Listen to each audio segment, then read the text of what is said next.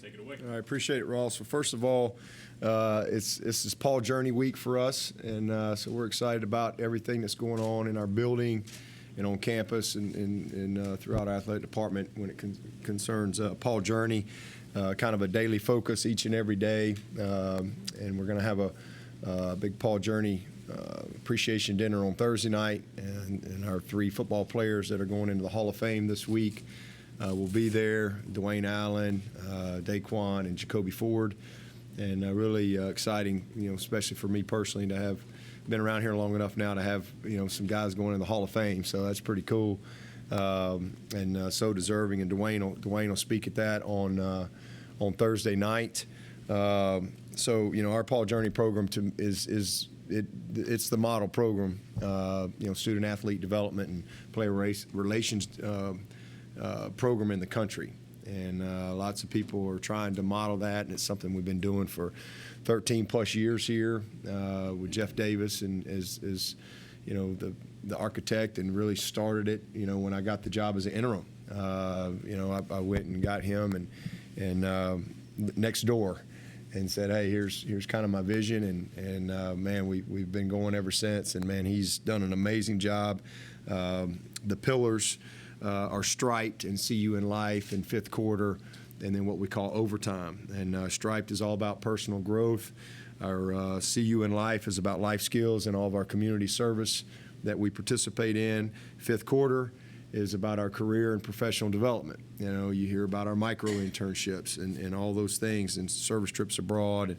And then overtime is about our former player engagement and their development, after they're gone from here. And bottom line, Paul Journey is, you hear this people say all the time, we're trying to get them ready for life after football, and that is not the case. Life is happening right now during football, and so it's about preparing them for right now and equipping them. And so it's a unbelievable program, something we're very, very proud of. We're trying to endow. I think we've raised about $6 million. I think we need $11 million to get it fully endowed. So a wonderful program. And again, this whole week is something that we highlight. And you look, all of the Paul Journey. I think we've had 109 Paul Journey ambassadors that have come through this program. Several of them are captains for their NFL team now. So a lot of good things, and we'll highlight those all throughout the week on social media as well. So hopefully y'all will see that, and it'll be a fun week. But as far as this game, I mean, this is what a top 10 game should look like. You got 2 really talented teams, very, very experienced football team that we're getting ready to play in NC State.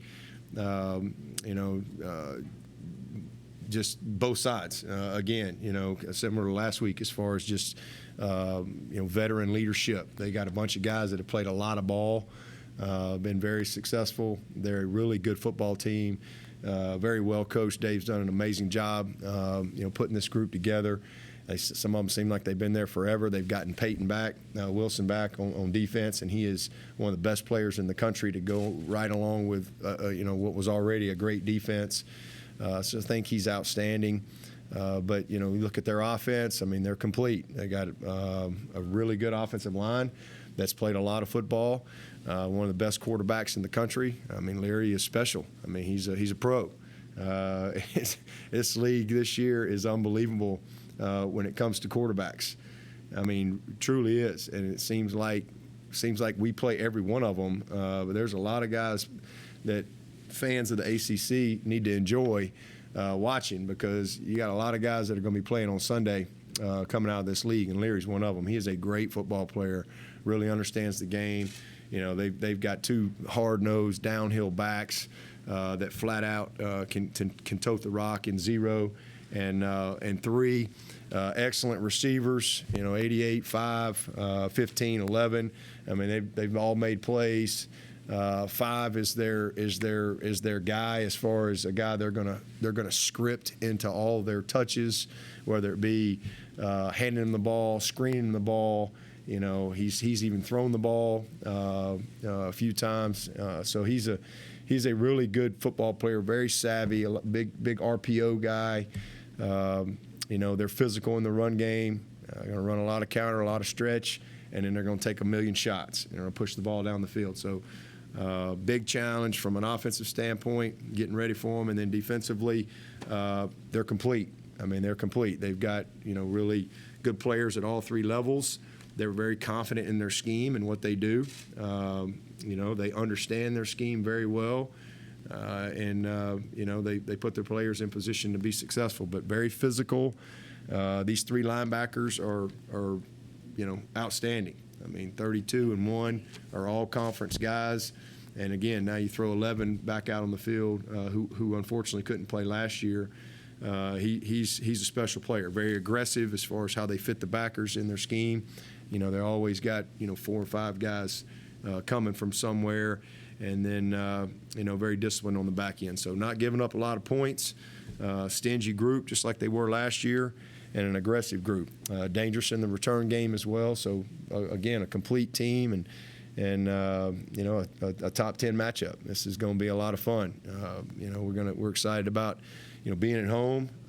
Excited about having an awesome crowd. Hopefully everybody will get there early and be loud. And we'll have no idea what the weather's going to be like. Sounds like it's going to be wet and all that, but it'll be wet for both sides. So we'll have to find a way. That's what it's all about. Every week in college football is a season of its own, and that's just kind of how you have to look at it. And you just put everything you got into that season, and then if you wake up on Sunday, you go again, and until there's no more games left, and then you see how it all played out. But a great opportunity for us. They're just like last week. We want the same thing. I think the only undefeated teams left in our league are, I think we're all in the same division. I think that's right.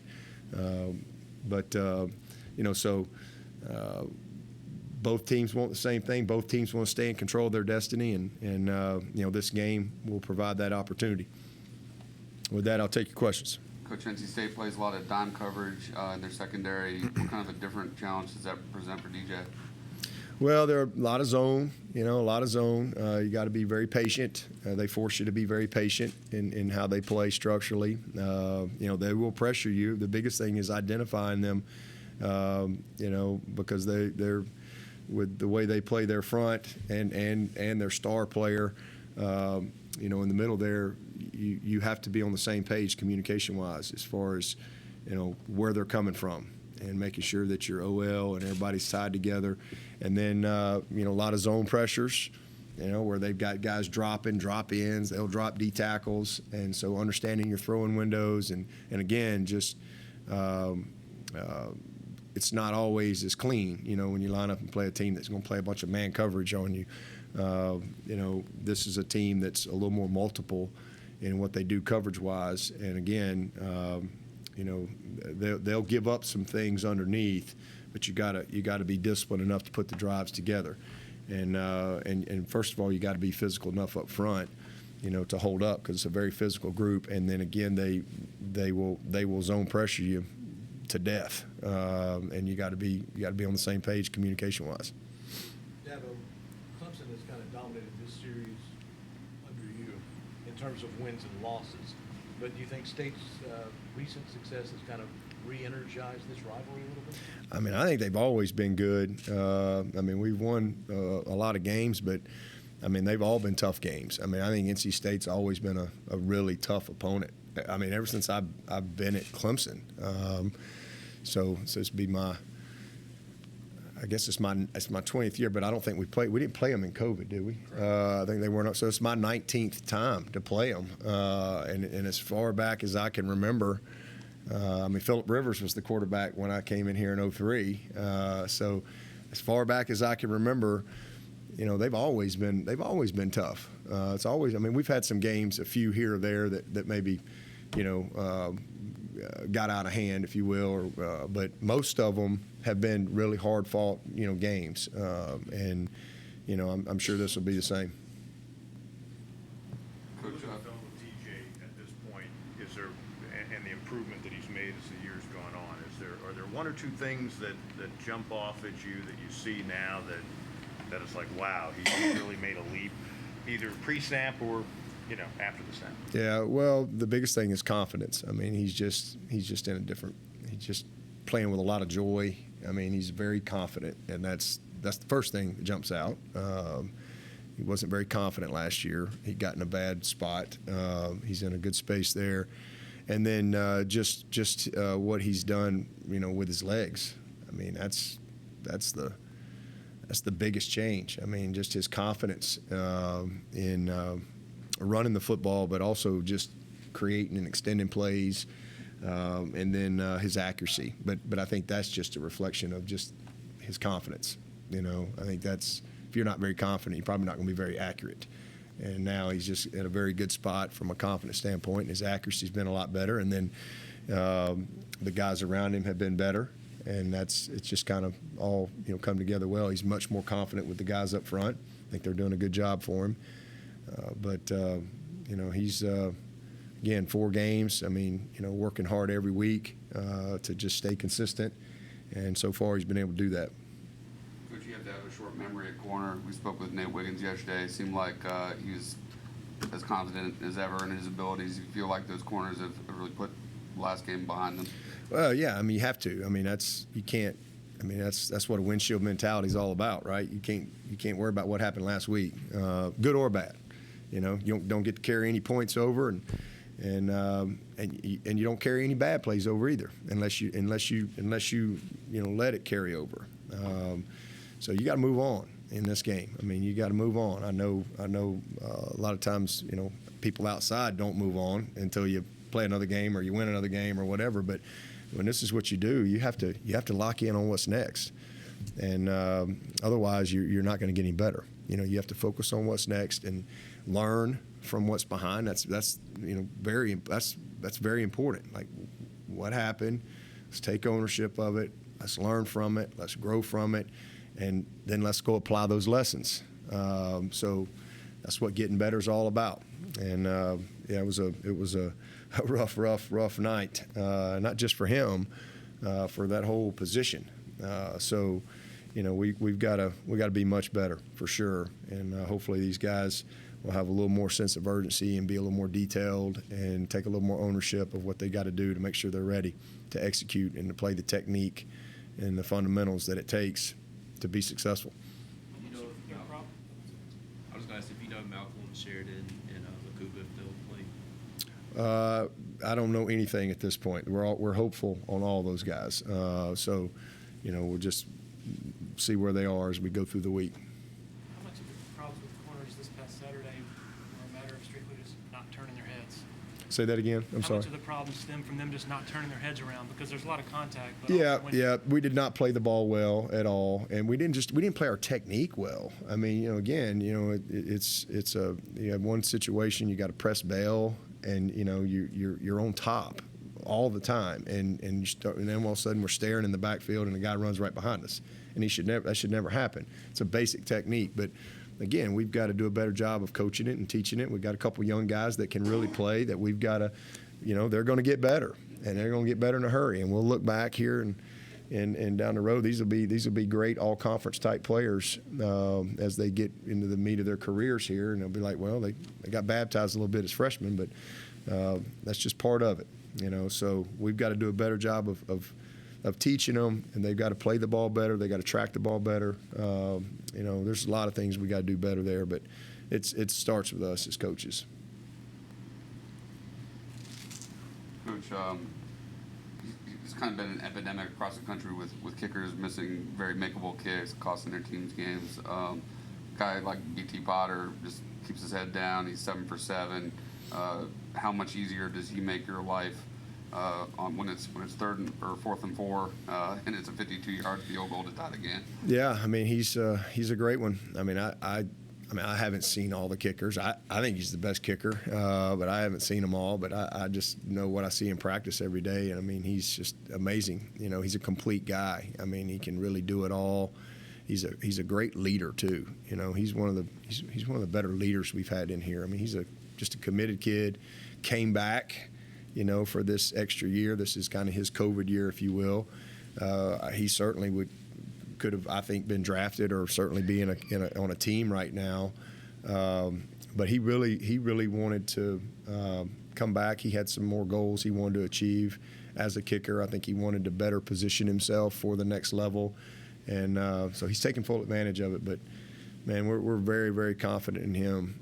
He's done an excellent job, and so has Florenzo. We got a new snapper, new holder, and Flo and Drew have been awesome as well. Do you alter anything schedule-wise this week, kind of looking ahead to Saturday and weather-wise, trying to plan, or do you just go about keep doing things the way you normally do it? No, we just normal week, just go about what we need to do, and I mean, you know, if there's something going on, other people worry about that. We gonna get our team ready to play. Coach, you mentioned number 5, Thayer Thomas. They lost maybe their best receiver from last year, Yep. but Thomas had a really good game against you last year as well. He's a great player. He's tough. He is a true football player. Does a lot of things. Great returner. Again, just great with the ball in his hands. Makes tough, competitive, contested catches. You know, over the middle. You know, a lot of RPO stuff, and they'll run him in behind the backers and slants and things. And you know, he makes catches downfield.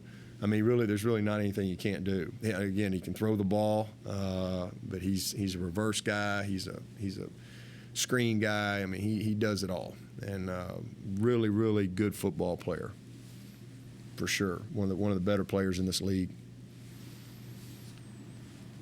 Dabo, this is a little off topic, but on the recruiting trail, you guys have had a lot of success in and against Alabama. Just what is that dynamic like for you, recruiting against your alma mater? I mean, I don't.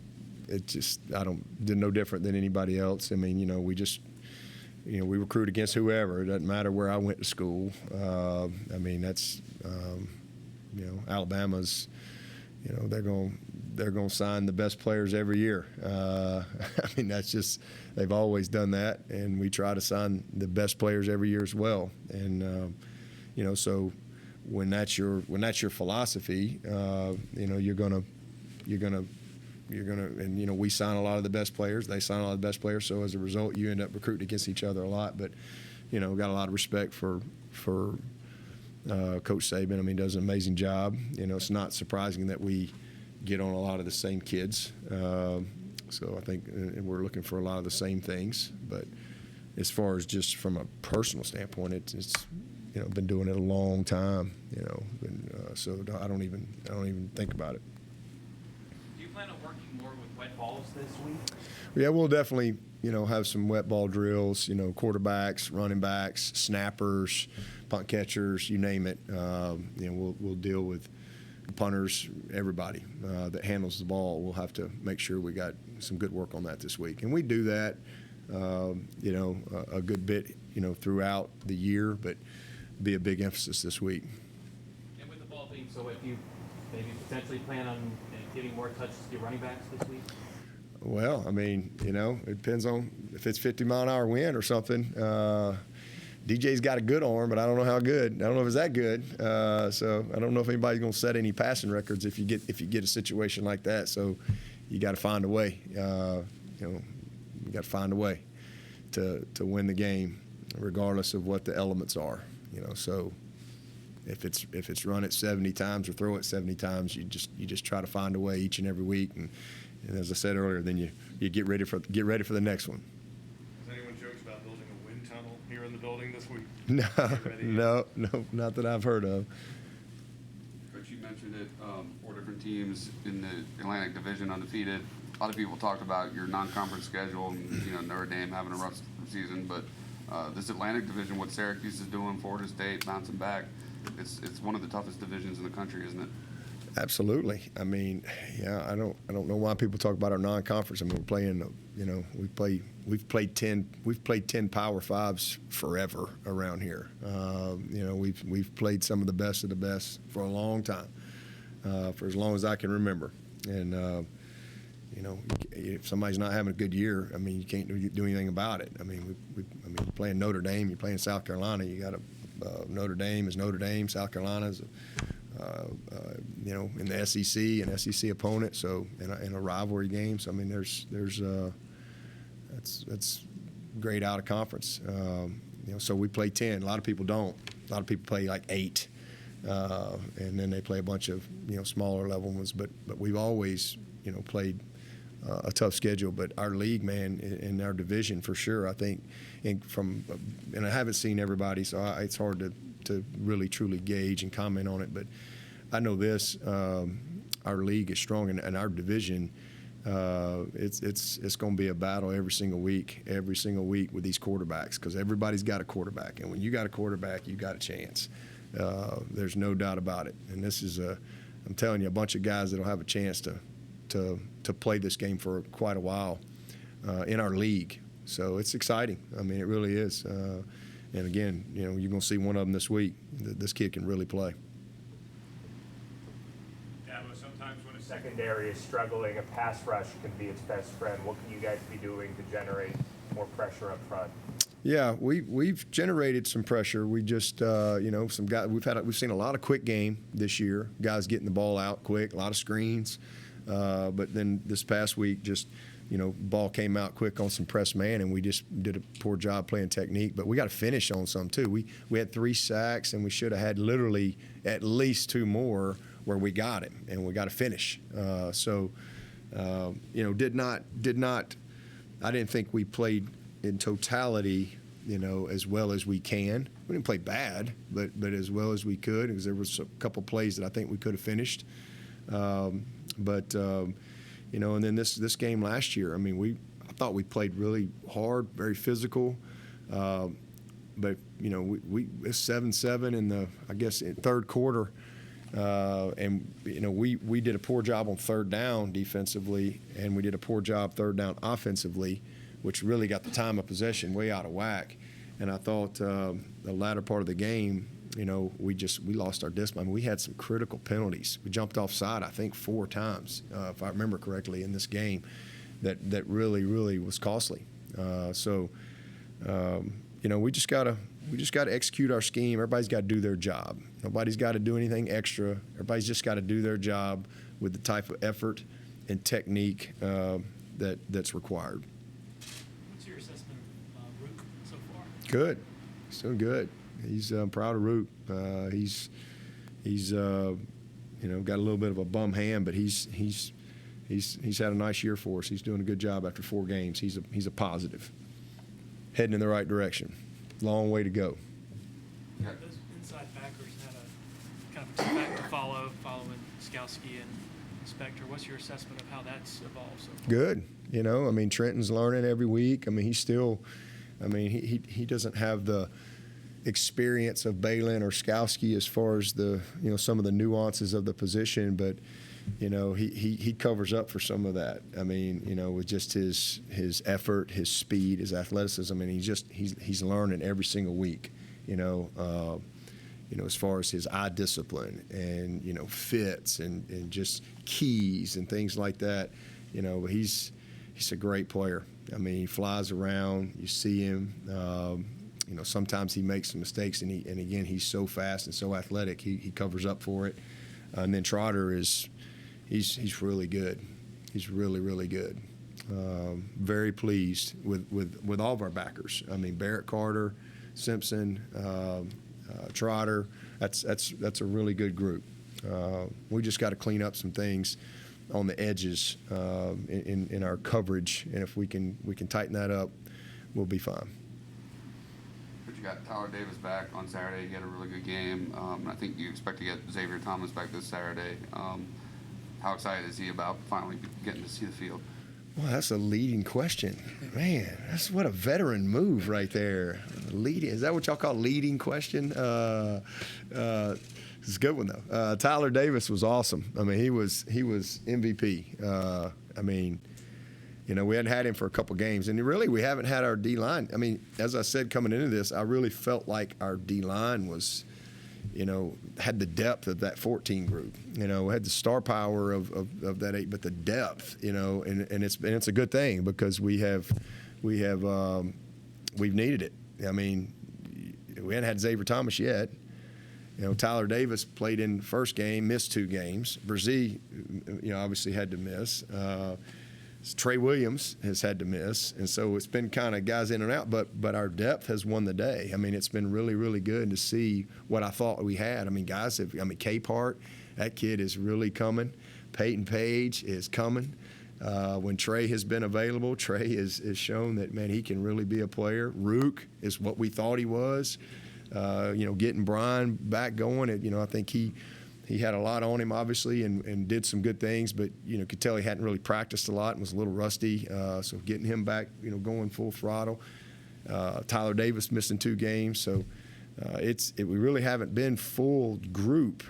And so, we'll see on Xavier. I don't know if he's going to be able to play or not, but he's close. I've been saying that for a couple of weeks, and he is close. So hopefully he'll be able to go. But we do have a long season ahead, and at some point we'll have them all, which we haven't had in 4 games. We've not had all guys available at that position.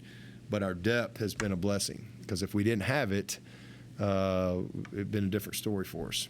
So really thankful that we got the guys we got at that position, and excited to get X back whenever he's back.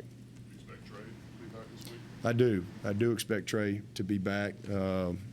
He's been just kind of nursing a little inflammation, and we just really needed to settle it down. So we just didn't want it to be something that carries out throughout the season. But when he's been able to play, he's been a factor as well. So we do expect him back.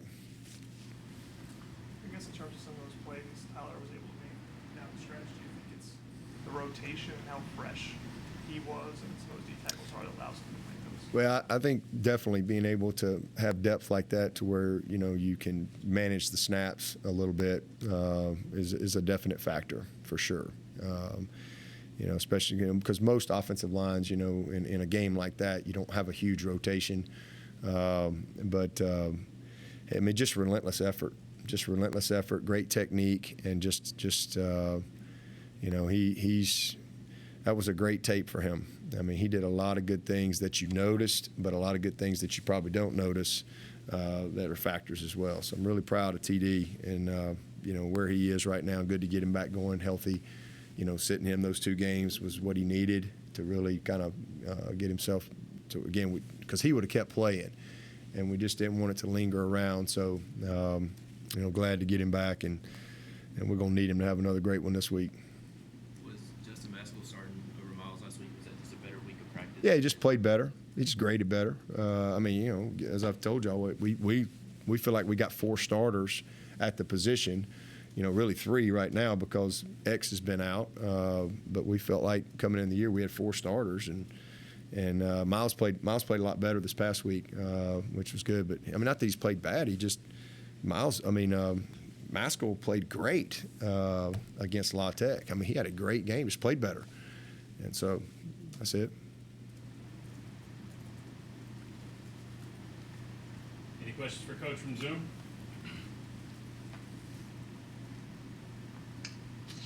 Hey, Dabo, this is Anna Adams. Barrett Carter seemed to draw the slot a lot, I guess, with a bit of injuries on Saturday. Just how did it seem like he performed really well in coverage? Barrett's been one of our best players. 4 games, one of the most consistent players on the field. Really, really proud of him. He's been really good.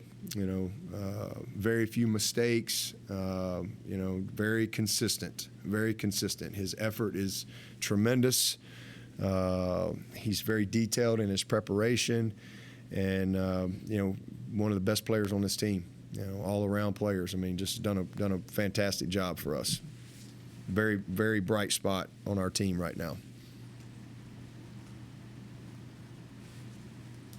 Anyone else? Is there anything? Oh, we still on Zoom. No, you go ahead there. Is there anything schematically Brandon has brought to this offense so far, wrinkle-wise, scheme-wise, that you really like? That's sort of distinctly his. Oh yeah. He's done a great job. Just how he's organized things, how he's organized the meetings. He's put his stamp on it, and I think the biggest thing is just personnel. We've been able to get the type of personnel that we need, and he's done a great job. I think scheming up in our run game. Done a great job scheming up some play action things, and just basic pass concepts, and he's done a lot of good things, a bunch of good things. We've scored a bunch of points, which is, I guess he told me that the other day. I'd have lost money on that. I'd have never guessed that after 4 games, second most points since 1900. I would have never thought that. But I'd say that's a far cry from where we were this time last year after 4 games, that's for sure. So heading in the right direction. Coach, after last game, we talked about the evolution of your offense and how proud you were of them. What's the key and emphasis for the defense, mainly the secondary, to sort of have hear that evolution in such a big game come Saturday? Just do your job. Do your job. Know your job. Do your job with the effort and technique and details it requires. And that's just the way it is. I mean, that's the difference in offense and defense. Offense, you can have tackle for loss, a sack. You can have 9 guys do their job and 2 not do their job, and it's probably a bad play, but you can still punt the ball, right? Defense, it usually leads to points. And so, goes back to some of these guys and their preparation and how they prepare, when we're not around, and just doing their job, play in and play out. Communication, make sure you know your job, know the technique, and apply it. Eyes on the right, don't make stuff up. Don't try to do things that you're not being coached to do, because that's when you get in trouble defensively, and that's been a sign of some of the young guys, some of the immaturity that we've had at a couple of spots. When that has cost us. But we're doing a lot of good things. But we've got to get better there for sure. That's been a problem. You mentioned third downs and the growth from last year to this year. You don't go 16 and 23 on the road on third downs by accident. Is there something you can pinpoint as to the main reason why you guys seem more confident and able to execute this year from the last? Better up front, better quarterback play, better skill players. It's not complicated. It's really not. I wish I could tell you it was some magic. It ain't. We're just better up front. We're not giving up a lot of sacks. We're much more experienced and got better personnel. And our quarterback's playing great. I mean, he's not perfect, but he's just playing much better. And then we're making plays, because of that. So just a better group on the field, all the way around, and a more confident group. Anybody else? I just wanted to ask real quick. I know red zone efficiency has been really key so far this season, and NC State has actually given up a lot of touchdowns in the red zone. So how do you think continuing your red zone efficiency will be key going against NC State? Well, Street and the staff has done a great job, I think, game planning each week as far as just, all the field zones and situational football. I think he's really done a great job there. But that was an emphasis big time because, all the things we weren't good at last year, we're so far we're better. We couldn't score. Well, we're scoring better. We were terrible on third down. Well, we're one of the better teams. We weren't good in the red zone. We're much better in the red zone. We're number 1 in the country.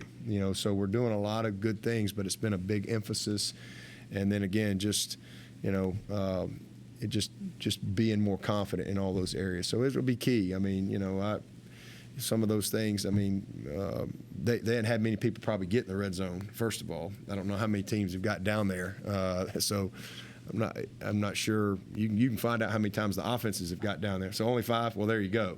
So we probably need a bigger sample size before we probably criticize them. Maybe they're not ranked as high in the red zone, but again, if you've only had 5 trips down there and maybe they scored on 3 of them, you're probably not ranked very high or something. 4. There you go. But they probably need a bigger sample size. But we it'll be a factor for sure in a game games like this. I mean, it's all those key things that it's 3 or 4 plays. It's turnovers, it's red zone efficiency, it's the battle it's the field position battle that creates different, situational things throughout the game. It's penalties. Those are the things that are critical in games like this. You got 2 really good teams. Both teams want the same thing. They're going to battle. So who makes the plays in the red zone, offensively or defensively, are critical. And they got us twice in the red zone in regulation. They made an unbelievable play. It was 7-7, I guess, after third quarter. And it was 85, that receiver they had. He made Booth was all over him. It was this is the perfect throw and the perfect catch for the first touchdown. And then we come back and they RPO'd us, and we really bid on it and played poor technique outside and hit an easy little red zone slant on us for the second touchdown for their 14. So, and then we tied it up. But but that's key. That's key. And then we get into overtime. They were better than us in the red zone. They had that big catch down there again. We had a critical penalty in the red zone. So games like this, that's a huge factor. So hopefully the statistics will hold up in this game, and they'll be not good accordingly to the stats, and we can still be good. Demi, number 0 for them, is he the guy that you have to kind of know where he is? The running back, which one? Which zero? There's 2 of them. They got zeros everywhere. The one on offense, yeah, he's explosive. He's a really good player. He's probably leads them in explosive plays right now. He's a tough player. He made a couple plays. He made a couple runs against East Carolina. I think everybody on the field hit him. I think all 11 guys hit him, and somehow or another he kept going, ended up on about the 2-yard line. He's a tough kid, and so is 3. They're really good players. Very tough, downhill, physical kids.